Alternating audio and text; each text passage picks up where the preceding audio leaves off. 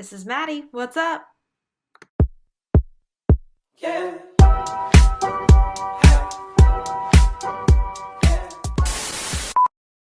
Hello, YouTube. Excuse my burn on my shoulder from T-swizzling my hair this morning. How are you? If you're new here, my name is Maddie Michelson. I am an IFBB Bikini Pro, and I am the CEO of Team MPowered Fitness, where physique meets functional health. And if you guys are interested in working with us, whether that's as a lifestyle athlete, as a competitor, whether you're a seasoned competitor or a novice, or if you've got some functional issues, the link is always down below to apply. So without further ado, I'm actually filming this on Saturday. I released this video on Sunday, so it's kind of funny how this week has gone, if that's any indication. It's been chaotic. I have some life updates for you guys. Currently, my apartment looks very, very livable, and it will not look like this in the next couple of weeks. I'm actually moving down to Tampa. Very, very, very, very, very, very nervous about this because I've lived in Central Florida my entire life. This is where I was brought up and raised. Mom and dad are like 10, 15 minutes away. My older sister is here. In fact, I just went downstairs to go meet up with her. She is she works for Best Buddies, which helps children and adults who have Down syndrome integrate into society with job placement and things like that.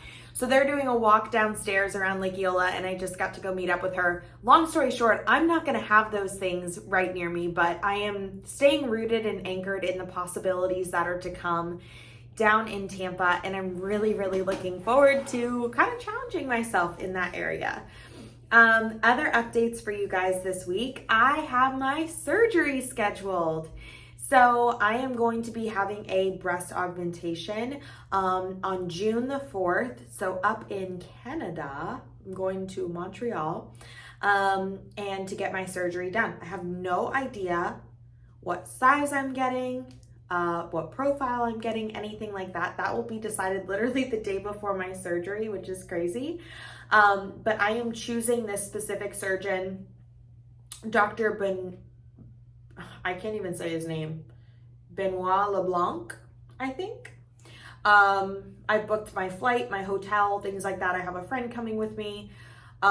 Essentially, I chose him for a few reasons. Even though it is a first augmentation, a lot of surgeons will not do the internal bra technique. This is usually done on revisions. However, a lot of girls come back 10 years later, 5, 6, 7 years later, and their breasts have been laterally displaced because of the pectoralis muscle pressing. Even if you're not doing chest movements and things like that, the muscle does press down on the implants, and then you get two boobs out here. So the internal bra is essentially added support. Some surgeons here in the States do a Galaflex mesh, where that mesh will actually dissolve in due time, and your body will sort of support the breast. But I don't personally feel comfortable with something foreign like that going into my body. I just don't know how. I mean, I'm getting an implant, but I don't feel comfortable with a mesh like product, an additional thing coming into my body. So I opted for Dr. LeBlanc because he actually does a barbed wire suture. So he will actually do like a row of deep sutures right along the side and the bottom of your breast to keep it like anchored up high. So that will keep and maintain the reasons behind my breast augmentation, which is the upper pole fullness that I'm looking to get. So like the fullness up here. The other thing that I love about him is that I am not a fan of needles. He will still do intravenous anesthesia. They put you to like a half sleep, kind of like a drug sleep. Then you go back into the operating room. You're not really cognizant of what's going on. They do a thoracic block. So they do a sonogram or an ultrasound just before your surgery. And then you'll go in there and they'll mark the spot where they're going to put the needle. and they do a nerve block in your back that blocks your entire thoracic cavity. Then they put you out from there.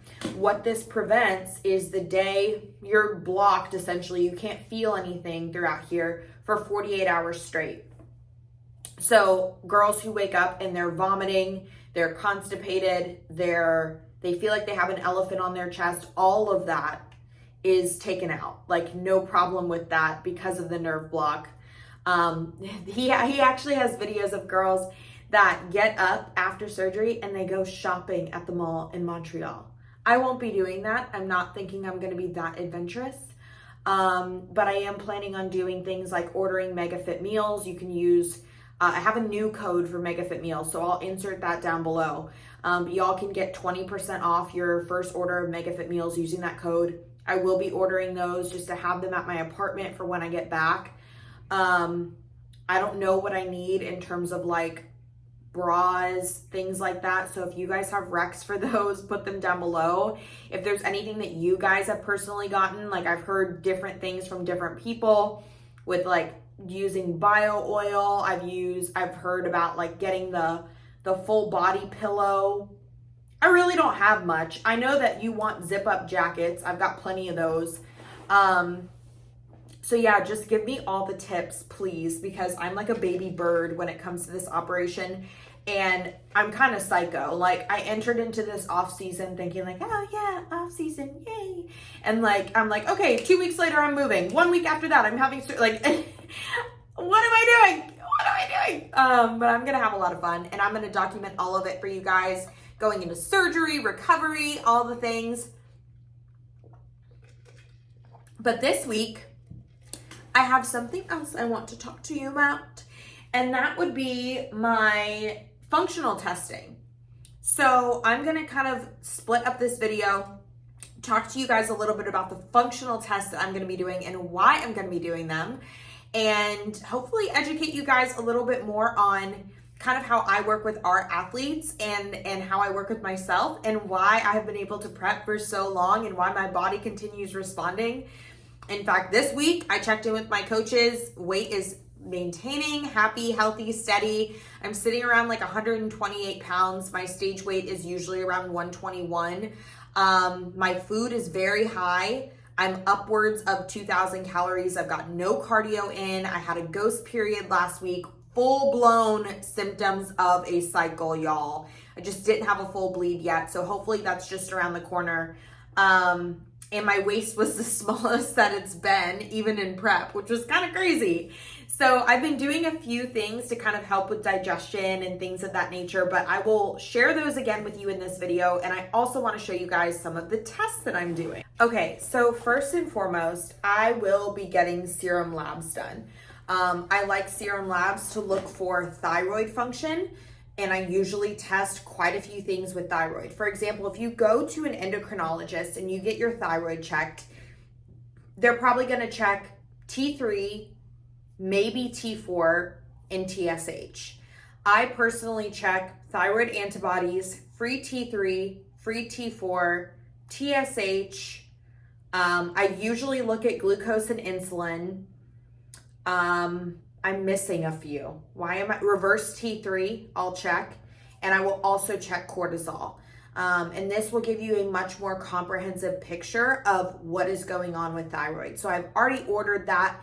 Thankfully, because of our credentials and our team, we're able to order lab work for all of our athletes at cost and have those reviewed. So I will review my own labs. I'll also take my labs into our functional team and just make sure that my thyroid health is optimized, because after a prep, or if you're considering going into a prep or even a fat loss phase, if there's anything that is off in that lab panel, you really want to make sure that you are doing things to optimize that. And usually that doesn't mean or necessitate thyroid medication, because thyroid medication over time, what ends up happening is you have to increase the dosage and increase the dosage and increase the dosage, because the body is a beautiful thing and the body adjusts and adapts to those dosages.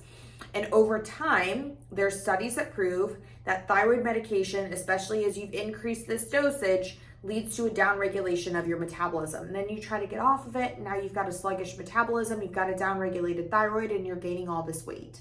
So in order to prevent that, we work functionally to optimize the thyroid. Sometimes we will use glandular supplements. Sometimes we will incorporate different dietary techniques and nutritional protocols.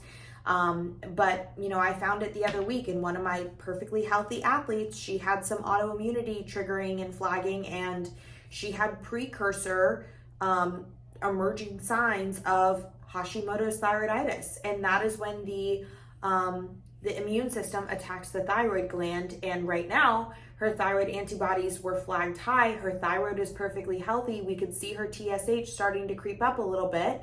That means her thyroid's having to work harder to actually be stimulated to make the hormone. So if we hadn't caught this 3, 6, 9, 12 months down the road, she could have a thyroid that's just kaputzed. So even then, there's hope. I've worked with athletes to get their Hashimoto's null and void, but still it's tougher when you get to that point. So as a precautionary step, I'm going to be running thyroid panel. I'm also, we can order these for anybody, going to be running a Dutch test. Now, I love the Dutch test. This is just a salivary one. We have a urine sample as well. Actually, this might be the urine. Let's see.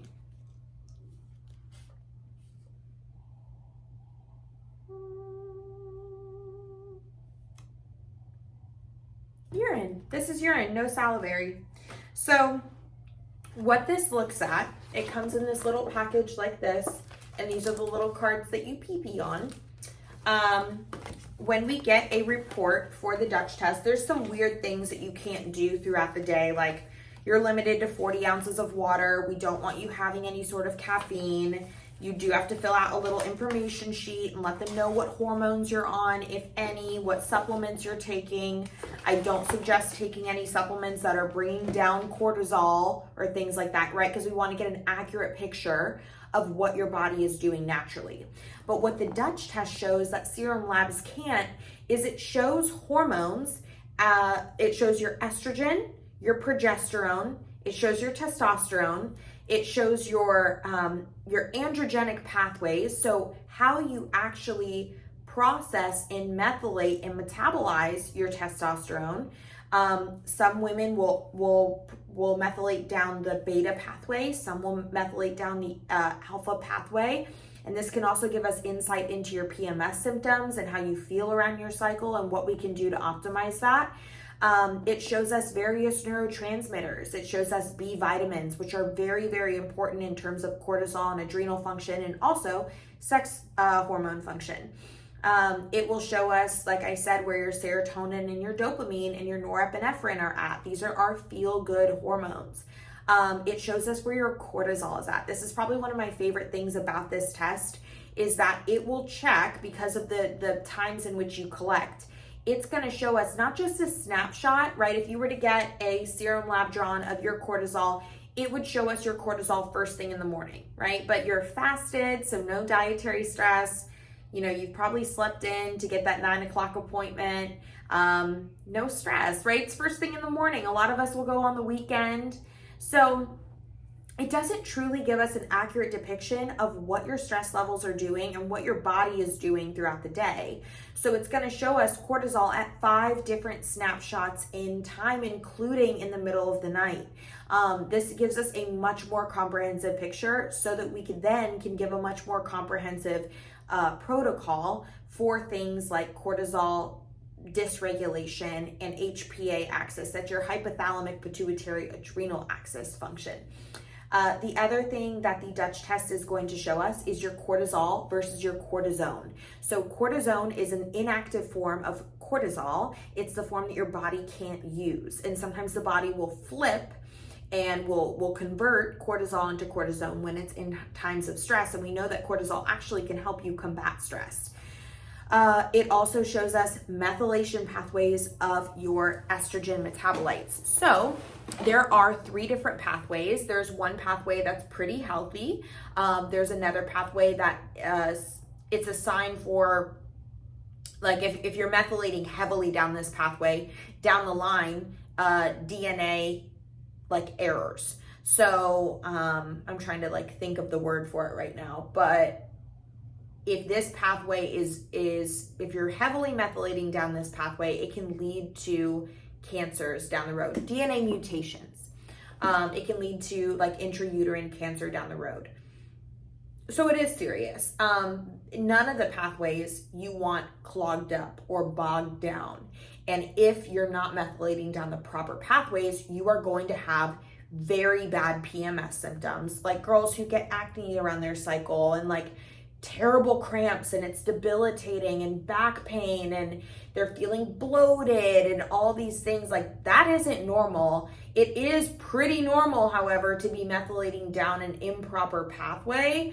And especially if you're an athlete like me and you're coming off post-show and your goal is to actually increase your estrogen and your progesterone, this test can even show us, as you're increasing your estrogen and progesterone, if you're going to be going down one of those toxic pathways, because we then need to support your liver. We need to support your detoxification pathways, so you're not having these crazy symptoms and gaining all this weight when your estrogen is coming back up. So as that is one of our goals right now, I do want to do a Dutch test. The last test that I'm going to be running is a GI map. This is GI map by Diagnostic Solutions Laboratory. I always suggest never get a GI map void of zonulin. Zonulin is a marker that is going to be tested. It probably costs about $200 more than just any old GI map, but it shows the prevalence of leaky gut. Okay, leaky gut is when your junctions in your gut, our gut has these tight junctions, they become like this, they loosen. And then bacteria and food and toxins seep out and you get bloat, okay? I'm a girl who tends to kind of bloat regardless, it seems. The reason why I am redoing a GI map, I don't want you to think that I'm having like chronic issues or anything, but I do struggle with occasional constipation. And as a functional practitioner, I have pulled out all stops, and I just want to make sure that everything is okay. I also had a GI map done back in the fall, but your gut microbiome actually changes at a maximum every 60 days. So it's not that you need to do a GI map every 60 days, but it's not a bad idea to run one like bi-yearly. Semi-annually would be the word. So I'm going to be running a GI map just to look at things, just to look at my gut microbiome. I did a small gut protocol back in the fall, but I also was entering into a prep. So it wasn't really something where I could like extend this gut protocol. I realized that I'm not going to be able to sort of treat everything at once, but my hope is that the gut is pretty much okay, and I can really focus my efforts on optimizing my hormones right now through natural remedies, not taking any sort of like bioidenticals or prescriptions, and then just add in a few supplementary things if necessary for my GI. But these are the functional tests that I will be running, and I'm excited to share the process with you guys. Okay, now we're in my kitchen, and of course, I always share my new food finds with you guys. So I'm gonna show you guys a few of the things that I have picked up that I have been loving lately, or learning to love. And I really wanna harp on the importance of choosing, when you're trying to get your hormones optimized, fiber is very, very important. And the reason for that is two reasons. Number one, fiber is a important component of your meals to balance your blood glucose. I actually led a team call for our MPowered athlete girls. I do team calls every other week on functional topics or like contest prep. And we were talking about the difference between low glycemic index or glycemic index and glycemic load. A lot of people are familiar with the glycemic index, right? The glycemic index tells us about your blood sugar or about foods and how they impact your blood glucose in a period of time on a scale from 0 to 100. So for example, fruits are generally low glycemic index. Processed white cereals, like kids cereals, high glycemic index. White bread, high glycemic index. Butternut squash, low glycemic index, right? But what the glycemic index doesn't take into account is what the glycemic load does. So glycemic load factors in a few other things. The way in which the food is prepared. For example, an apple is a low glycemic index food. Apple juice is a high glycemic load food. Why? Because the fiber has been removed from the apple. Another example, the volume of the food. So blueberries, low glycemic index. 3 cups of blueberries, high glycemic load. So as I'm kind of in taking all of this information, working to make sure that my fiber is nice and high, I usually sit at about 40 grams of dietary fiber a day. Why you want high fiber? Yes, it's also for stabilizing blood sugar, which then impacts your hormones. But also fiber is important because fiber helps you to poop if you're drinking enough water. And when you're pooping, you can also detoxify. That's how you eliminate hormones that get built up. So on that topic, whole grains. Swap out your white rice. This week I picked up farro. This is 10-minute farro from Trader Joe's. And look, it's like nutty. I can't wait to eat this. I also picked up the multi-grain blend with vegetables. Sometimes you have to watch out for these types of things because they do contain sodium. A serving of this has 290 grams. So I probably won't be putting salt on this meal, but when I read the ingredients, they're all clean. It's got water, barley, whole rice, red rice, salt, peas, carrots, water, zucchini, vinegar, extra virgin olive oil, onion, sugar, salt, pepper. And it's got barley in it. I can see the barley and the black rice. No white rice in here. Not one to be seen. So this. Also, y'all, you don't have to always cook your whole grains. I know a lot of people are like, oh, but I have to cook that. I can only cook white rice. Minute organic quinoa. Quinoa. And this is the brown or the white and red quinoa. I love colors in my meals, so the more colors, the better. But this is an easy way to get fiber in. And then I have to share with you, while I'm at it, I've been putting these in my Queenie. This is like the only processed thing I really eat throughout the day. But I've been putting 2 of these in my Ninja Creamy every night, the little cookie dough Twix. I love Twix.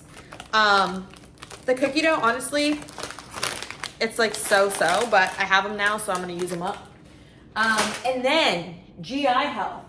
I talked about this last week, but y'all, Good Green Vitality, do not sleep on it.